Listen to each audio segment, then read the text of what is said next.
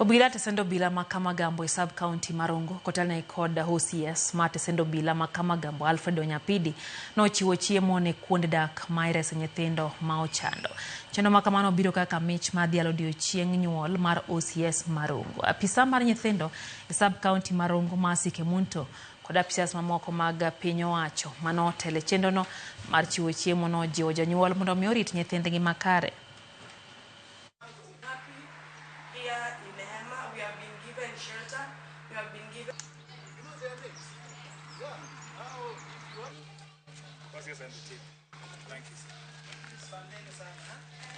We have so many children, about 36, whom we are housing here. But we have got over 100 others who are under foster care, those whom we assist from their families or alternative family-based care. We appeal to the general public that during festive seasons like this, let us help the unfortunate, because we have got families which are struggling and children at home. Let us all be parents to even children whom we did not give birth to.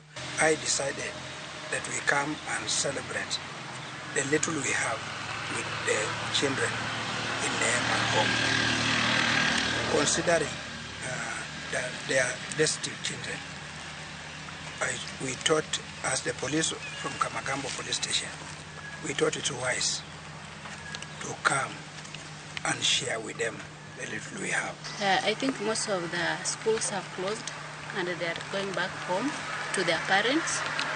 Kindly, let's take care of these children. Let's not misuse them.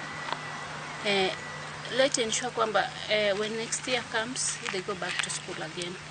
For the parents, I'm requesting kindly, let's embrace positive parenting.